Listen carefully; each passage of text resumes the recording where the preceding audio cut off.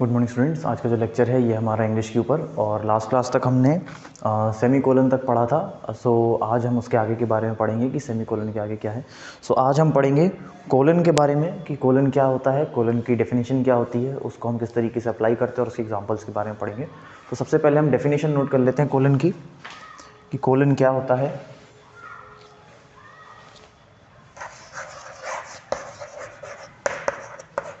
So definition ये है इसकी,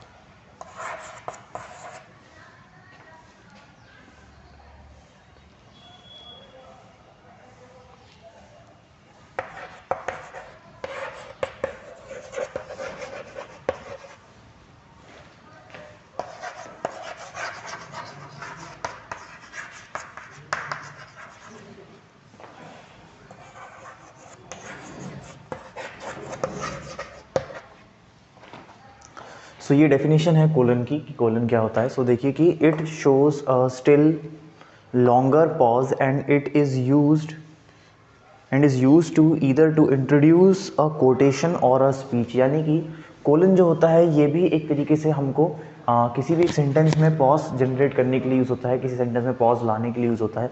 और इसको स्पेशली हम यूज़ करते हैं या तो हम किसी कोटेशन को रिप्रेजेंट करेंगे या किसी हम स्पीच को रिप्रेजेंट करने के लिए हम जो है कोलन का इस्तेमाल हम करते हैं। सो कोलन जो है वो कोटेशन और स्पीच को रिप्रेजेंट करने के लिए ही जो है मेनली ये इस्तेमाल किया जाता है, और ये सेंटेंस में एक पॉज जो है इसको ऐड करता है। अब कोलन को हम किस तरीके से, जो कोलन का जो साइन होता है वो होता है इस तरीके से।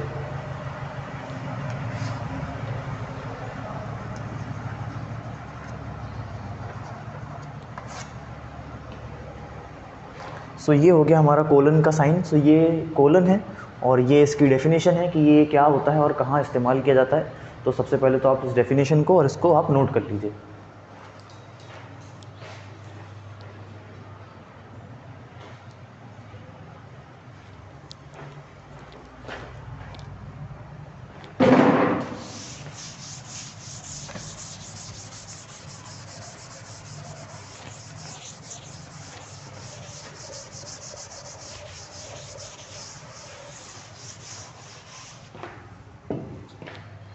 अब हम इसके एग्जांपल्स देख लेते हैं।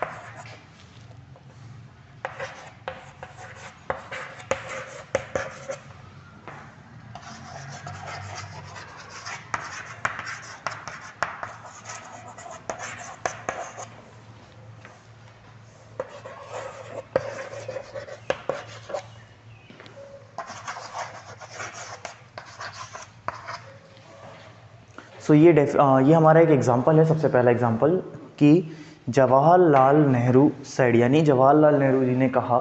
अब क्या कहा उनने, उसको रिप्रेजेंट करने के लिए हम देखिए उनने कहा India expects every citizen to do his duty, यानी कि इंडिया एक्सपेक्ट करता है कि हर सिटीजन अपनी ड्यूटीज़ को पूरा करे।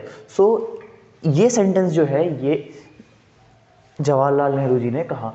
अब इसको हम शो करने के लिए, जैसा कि मैंने आपको बताया था अभी कि किसी भी एक स्पीच को रिप्रेजेंट करने के लिए हम जो है कोलन का इस्तेमाल करते हैं। तो देखिए साइड के बाद हमने यहाँ जो है ये हमने कोलन लगाया है, यानी कि कोलन जो है इस पर्टिकुलर स्पीच के को डिनोट करने के लिए या इसको रिप्रेजेंट करने के लिए हमने जो है कोलन का इस्तेमाल यहाँ पे किया है। सो इस तरीके से जो है ये कोलन का इस्तेमाल यहाँ पे किया जाता है। सो कोलन का इस्तेमाल करने के बाद जो ये स्पीच है ये डायरेक्ट फॉर्म में ही है, इसको इनडायरेक्ट फॉर्म यानी कि इसको हम रिपोर्टेड स्पीच में कन्वर्ट हमने नहीं किया, ये ओरिजिनल फॉर्म में ही है, डायरेक्ट फॉर्म में ही है। सो इसको उसके लिए इसमें फॉर्म में रखने के लिए, स्पीच को रिप्रेजेंट करने के लिए जो है हम कोलन का इस्तेमाल करते हैं। सो ये पहला एग्जाम्पल था कि किस तरीके से हम एक सेंटेंस में कोलन को अप्लाई करते हैं, किस तरीके से हम एक स्पीच को डिनोट कर पाते हैं। सो इस एग्जाम्पल को आप नोट कर लीजिए।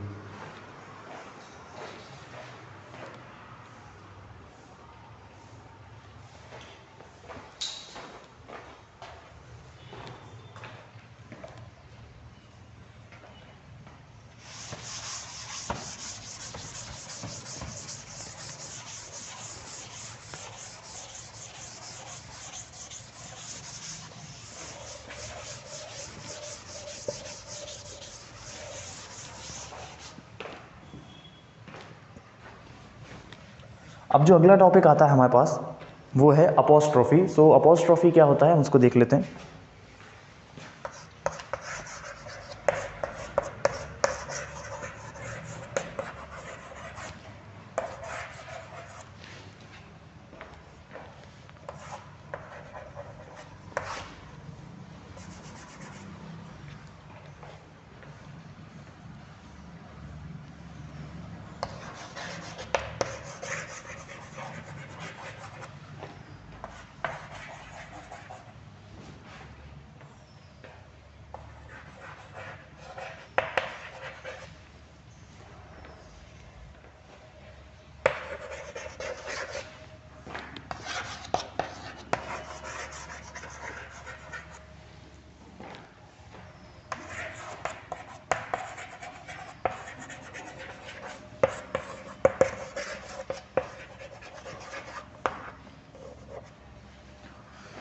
सो अपोस्ट्रोफी की जो डेफिनेशन है वो ये है कि it shows possession and to show time and distance, यानी कि जो अपोस्ट्रोफी है ये हमको पोजेशन शो करने के लिए इस्तेमाल होता है।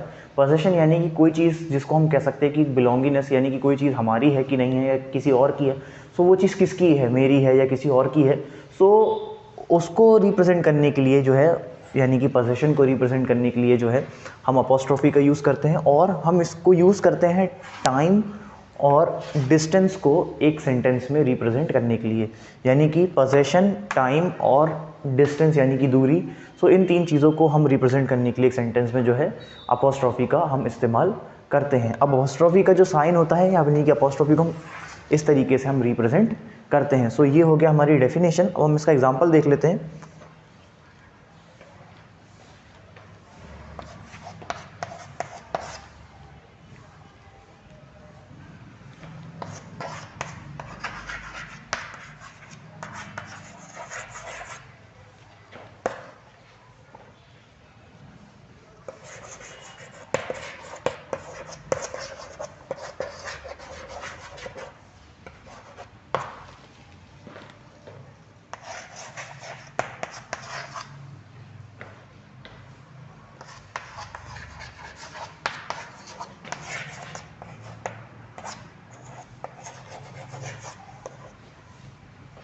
सो ये तीन हमारे एग्जांपल्स हैं अपोस्ट्रोफी के। देखिए यहाँ पे कि अनूज डॉल, यानी कि अनूज डॉल यानी कि अनु की डॉल।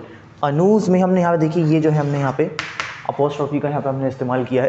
तो अनूज मतलब यहाँ पे हमने जो कॉमा लगी, जो अपोस्ट्रोफी लगा के जो एस लगाया, इसका मतलब है कि ये जो डॉल है ये अनु को बिलोंग करती है, यानी कि ये हो गया हमारा पोजीशन के लिए, कि जहाँ पे हमने अपोस्ट्रोफी से एक पोजीशन को रिप्रेजेंट किया, यानी कि ये डॉल जो है, दिस डॉल बिलोंग्स टू अनु। इसी तरीके से जो हमारा दूसरा एग्जांपल है ये है नीताज ड्रेस। तो देखिए हमने यहाँ पे फिर से अपोस्ट्रोफी का इस्तेमाल किया है नीताज के साथ, मतलब नीता तो नाम हो गया यहाँ पे, इसके बाद हमने इसमें अपोस्ट्रोफी लगा के एस लगाया, मतलब कि this dress belongs to Nita, यानी कि ये ड्रेस जो है ये नीता की है। सो ये फिर से पोजीशन के लिए हो गया।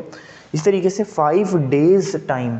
सो 5 डेज, तो यहाँ पे हमने कॉमा जो यहाँ पे सॉरी जो हमने अपोस्ट्रोफी लगाया है ये हमने फिर से यहाँ पे डेज मिला, यानी कि 5 दिन का समय, यानी जो समय है वो कितना है, 5 दिन का है। सो 5 दिन बराबर समय, तो इसको में भी हमने अपोस्ट्रोफी का इस्तेमाल किया है। सो इस तरीके से हम जो है अपोस्ट्रोफी को सेंटेंसेस में यूज़ करते हैं पोजीशन, टाइम और डिस्टेंस को रिप्रेजेंट करने के लिए। सो ये अपोस्ट्रोफी की डेफिनेशन और 3 एग्जांपल्स हैं, इनको आप नोट कर लीजिए।